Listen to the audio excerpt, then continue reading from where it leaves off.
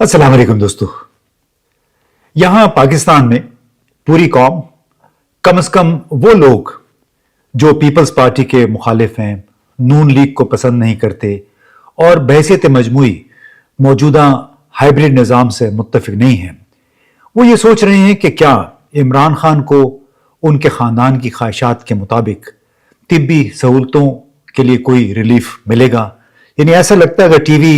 को आप देखें, main stream TV, social media, तो ऐसा मालूम होता है कि तमाम तर कहानी इमरान खान यानी साबिक वजीर आज़म और जेल में उनको दरपेश जो तिब्बी मसाइल हैं उस पर मरकूज है। ये भी बहस हो रही है कि वजीर आज़म शहबाज शरीफ के 2022 से लेकर अब तक कोई 50 से ज़ायद गैर मुल्की दौरों ने पाकिस्तान को सियासी इस्तेहकाम और मुआशी बहाली के हुसूल में क्या मदद दी है। अब तक सिर्फ गैर मुल्की सरमाकारी के वादे नज़र आ रहे हैं। मुल्की सतह पर गुर्बत में 2021 के मुकाबले में 29% तक इजाफा हुआ है। अवाम हैरान है कि इन हालात में एक मुश्किलात की शिकार मईशत, VIP जेट तैयारियों की खरीदारी, अफसरशाही और मौजूदा निज़ाम की जो आला तरीन क़यादत है उनके करीबी ओहदेदारों के लिए इंतहाई बुलंद तनख्वाहें और अलाउंसेस की इजाज़त कैसे दे सकती है। जहां अवाम मायूस हों, PTI की क़यादत बटी हुई हो, एक तरफ हलीमा खान जो कि भाई के इलाज के लिए इंतहाई मुतफक्कर है अपनी दूसरी दो बहनों के हमरा, दूसरी तरफ उनके ख्याल में PTI की अक्सर क़यादत वो एक लिहाज से कंप्रोमाइज्ड है। उन्होंने इमरान खान के इलाज के लिए शिफा इंटरनेशनल में फैमिली की ख्वाहिश के मुताबिक भरपूर कोशिश नहीं की है। अब दूसरी तरफ देखें तो हमारे हमसाया मुल्क भारत के वजीर आज़म नरेंद्र मोदी, उन्होंने 24 से 26 फरवरी यानी मंगल के दिन वो पहुंचे थे इसराइल और आज वहां से वो वापस रवाना हुए। सरकारी मेहमान के तौर पर उनका इंतहाई पुरजोश इस्तकबाल हुआ और इससे 2 दिन पहले उन्होंने 85 सरबराहान हुकूमत, वज़रा और कसीरुल कौमी कॉरपोरेशंस की मौजूदगी में एक AI सरबराही कॉन्फ्रेंस इजलास की मेज़बानी की थी। अब इसराइली पार्लियामान से खिताब में नरेंद्र मोदी ने इक्तिसादी और स्ट्रेटेजिक सिक्योरिटी ताउन को एक अगली सतह तक पहुंचा दिया। तमाम इसराइल मोदी और मौजूदा तकरीबन $5 अरब के कारोबार को बढ़ाने के उनके वादे पे मरकूज था। यानी मोदी की आवभगत हो रही थी। दूसरी तरफ मोदी ने ये कोशिश की कि किस तरह जो मौजूदा तकरीबन $5 अरब दो तरफा कारोबार है उनका, उसको कैसे मजीद बढ़ाया जाए हाईटेक, दिफाई हार्डवेयर और AI टेक्नोलॉजीज़ के ज़रिए। इसको मुकाबले में देखें तो पाकिस्तान किधर जा रहा है, क्या कहीं रोशनी की किरण नज़र आती है या नहीं। आइए पहले नज़र डालते हैं कि इसराइल के दौरे के दौरान नरेंद्र मोदी ने क्या हासिल किया। ये दौरा एक ऐसे वक्त में हुआ जबकि इसराइल शदीद आलमी तनकीद और इलाकाई तनाव का सामना कर रहा है, खुसूसन गजा की जंग और इस वक्त ईरान के साथ अनकरीब मुमकिन तसादुम के ख़तरात के तनाजुर में। अब पहले ये देखिए कि इसराइली मीडिया ने किस तरह आवभगत की, किस तरह खैर मकदम किया नरेंद्र मोदी का। इससे पहले 2017 में जब उन्होंने पहली मरतबा दौरा किया था तो उस वक्त कहा गया था, हारेट्स एक अखबार है उसने, कि ये हमारी इसराइल की एक तवील अधूरी ख्वाहिश पूरी हुई है कि किसी भारतीय वजीर आज़म ने पहली मरतबा इसराइल का दौरा किया और यूं इस तरह उस रियासत को वो लेजिटिमेसी दे दी जिसकी तलाश इसराइल को है। और इसके साथ साथ जो ताज़ा तरीन दौरा है उससे ये भी जाहिर हो गया है कि नरेंद्र मोदी यानी भारतीय वजीर आज़म अब खुलकर इसराइल के साथ यकजहती का इजहार कर रहे हैं, कोई ढकी छुपी बात नहीं रही है। और उसकी वजह यरूशलेम पोस्ट के मुताबिक, एक दूसरा अखबार है, वो ये है कि BJP और जो इसराइली हुकूमत है उनकी जो क़यादत है लिकुद की, उसकी बहुत सारी उसमें मुमासलतें पाई जाती है। हिंदुस्तान में हिंदुत्व को लेके BJP की हुकूमत आगे चली है। इसराइल में यहूदियत, उसके बारे में भी बाद में बात करते हैं। लेकिन आपको ये भी याद दिलाएं कि जो इसराइल के साथ यकजहती का इजहार भारत ने 2014 जुलाई में भी किया था اور اس وقت اقوام متحدہ میں ایک ایسی قرارداد کے حق میں ووٹ دینے سے انکار کر دیا تھا جس میں اسرائیل کی مذمت کی گئی تھی۔ اس کا تعلق تھا آپریشن پروٹیکٹیو ایج۔ یہ ایک اسرائیل کی بہت بڑی فوجی کارروائی تھی، 8 جولائی سے 26 اگست تک 2014 میں یہ جاری رہی، کیونکہ یہ اس کا سبب تھا کہ جون 2014 میں مغربی کنارے میں 3 اسرائیلی نوجوانوں کو اغوا کیا گیا، پھر قتل کر دیے گئے، اس کے بعد کشیدگی بڑھی اور پھر اسرائیل نے وہاں پہ باقاعدہ فوجی کارروائی کا فیصلہ کیا۔ اس کا ہدف تھا حماس اور دیگر جو مسلح فلسطینی گروپ تھے۔ اس تمام آپریشن کے دوران 2-3 ہفتے کے 2200 سے زائد فلسطینی ہلاک ہوئے، جن میں بڑی تعداد عام شہریوں کی تھی۔ بڑے پیمانے پر انفراسٹرکچر، مکانات، تنصیبات کو بھی نقصان پہنچا۔ بین الاقوامی رد عمل بھی بڑا شدید تھا، لیکن اس کے باوجود بھارت نے اس وقت وہاں پہ اس رپورٹ سے اور اس قرارداد سے دور رہنے کو ترجیح دی جس میں اسرائیل کی مذمت کی گئی تھی۔ اب جب تازہ ترین جو دورہ ہے، بدھ کے روز نریندر مودی نے اسرائیل کی پارلیمنٹ کنیسٹ سے خطاب کیا، اور خطاب کے وقت بنجامن نیتن یعنی ان کے اسرائیلی ہم منصب نے انہیں speaker of the Knesset medal بھی دیا، یعنی باقاعدہ ان کو ایک اعزاز سے نوازا۔ اور اکثر اخبارات نے یہ بھی کہا کہ نریندر مودی دنیا کے سب سے اہم ترین وزیر اعظم ہیں، اور Times of Israel, business daily, بہت سارے اس میں اداریے چھپے جس میں ان کو ایک بڑا ہی انتہائی اسٹریٹجک پارٹنر کے طور پہ پیش کیا گیا۔ تو اسی پس منظر میں مودی کا یہ جو دورہ تھا اسرائیل کا، اس کو اسٹریٹجک یکجہتی کا اظہار کہا جا رہا ہے۔ 2019 میں جو ابراہم ایکارڈز سامنے آئے تھے ڈونلڈ ٹرمپ کی پہلی حکومت کے دوران، اس کے بعد سے جو اس کی روشنی میں پورا خطہ جو ہے وہ اثر نو جو ہے اس میں الائنسز بن رہے ہیں، اور ابراہم ایکارڈز کی جو فیسیلیٹیشن ہے، لگتا ہے کہ اس کی مزید اس کو وسعت دینے کے لیے جو پالیسی اختیار کی تھی اسرائیل نے، امریکہ نے، اب اس میں بھارت بھی براہ راست شامل ہو گیا ہے۔ متحدہ عرب امارات اس میں پہلے ہی سے شامل تھا۔ متحدہ عرب امارات اور اسرائیل کے تعلقات کی 2004 سے قائم ہیں۔ اس کے ساتھ ساتھ امریکہ، بھارت، اسرائیل اور متحدہ عرب امارات ایک اور گروپ I2U2 میں بھی شامل ہیں، اور اس کا آغاز جولائی 2022 میں ہوا تھا۔ یہ اقتصادی تعاون، غذائی تحفظ اور توانائی جیسے امور کے لیے، لیکن بنیادی طور پہ اس کا مقصد تھا کہ کس طرح اسٹریٹجک انداز میں چاروں ملک اکٹھے کام کریں۔ تو اس وقت بھی امریکہ، بھارت، اسرائیل اور متحدہ عرب امارات مل کر 2019 والے ابراہمی جو معاہدے تھے اس پہ عمل درآمد اور اس کی ایکسپینشن کے لیے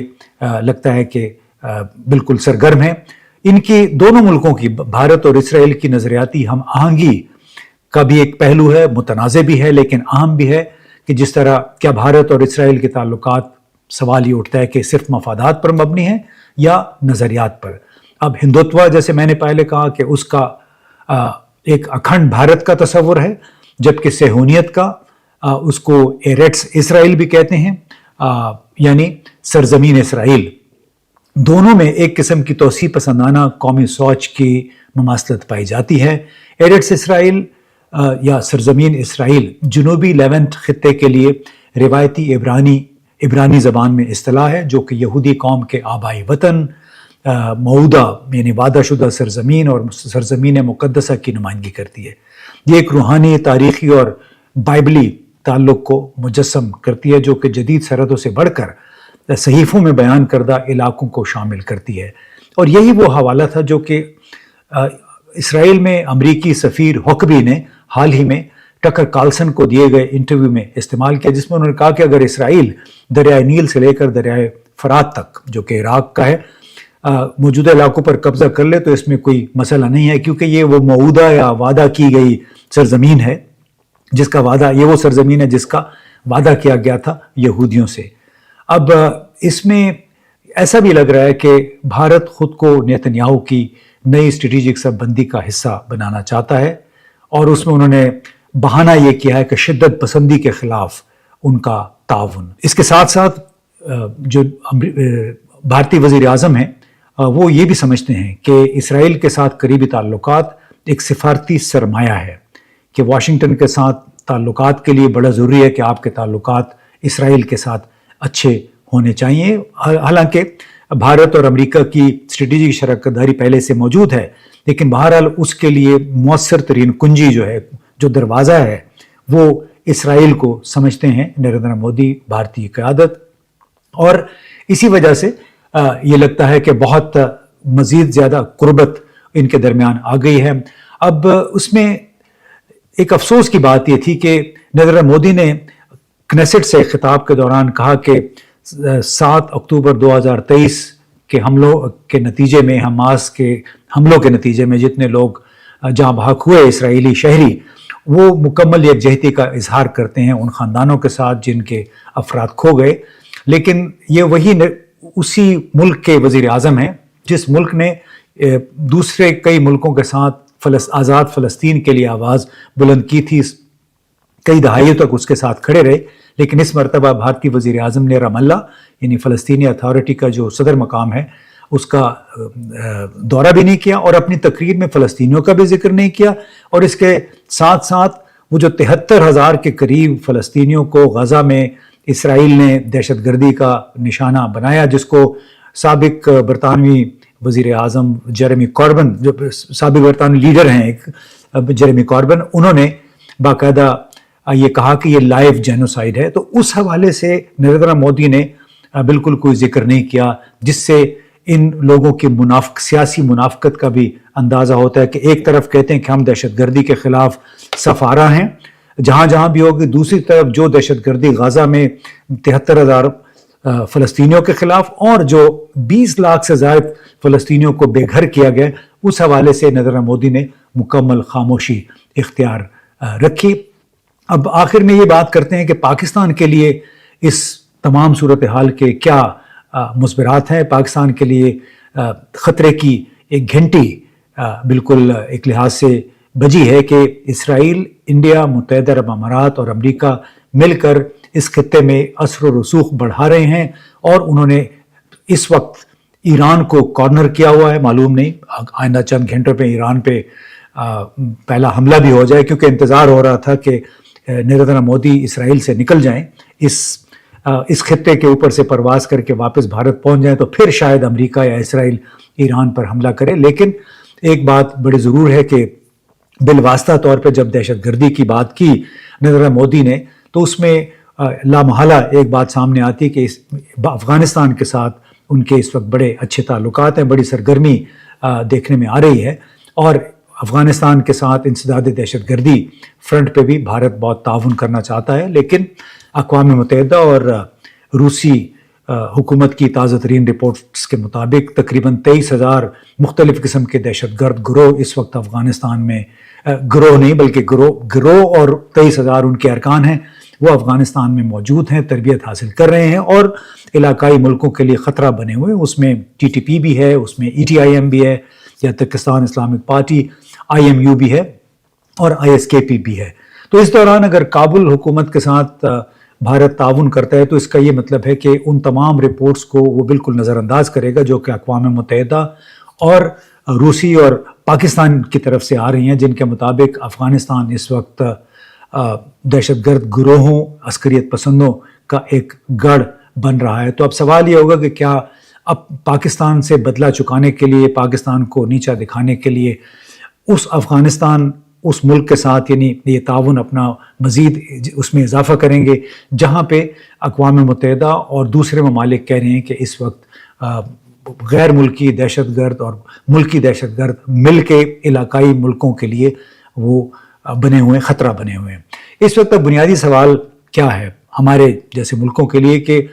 پاکستان ایک طوفان میں گھرا ہوا لگتا ہے۔ اندرونی طور پر سیاسی عدم استحکام، جدوجہد کرتی ہوئی ایک معیشت، مشکل حالات ہیں، پھر 180 ارب ڈالر کا غیر ملکی اور ملکی قرضہ، اور نہ ہونے کے برابر غیر ملکی سرمایہ کاری، بڑے ملٹی نیشنل کمپنیز یہاں سے جا چکی ہیں، کوئی 2 درجن سے زیادہ گزشتہ 2 برسوں کے دوران۔ اور بیرونی طور پر، بیرونی فرنٹ پہ اگر دیکھیں تو اکتوبر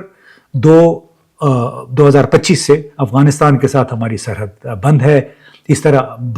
گزشتہ سال اپریل سے بھارت کے ساتھ مکمل لین دین ہمارا ختم ہوا ہے. ایران کے راستے بھی بڑی محدود تجارت ہے کیونکہ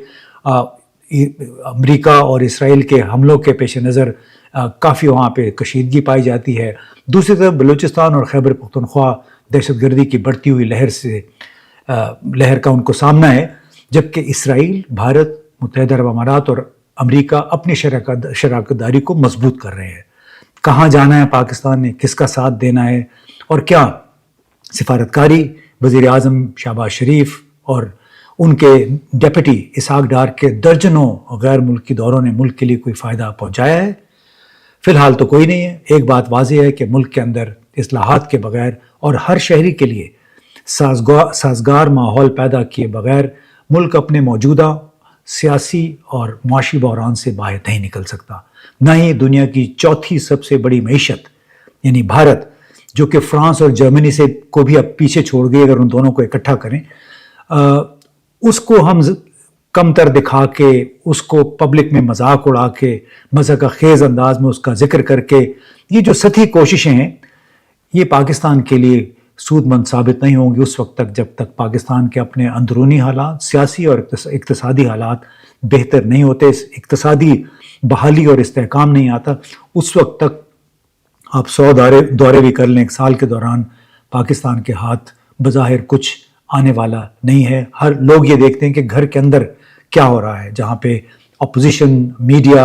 عدلیہ مسلسل اگر زیر عتاب ہو تو اس ملک کی طرف شاید بہت کم سرمایہ کار رخ کرتے ہیں، اور اس کا ملک کا جو پرسیپشن ہے، تصور ہے، وہ بھی کسی صورت بہتر نہیں ہو پاتا. بہت بہت شکریہ.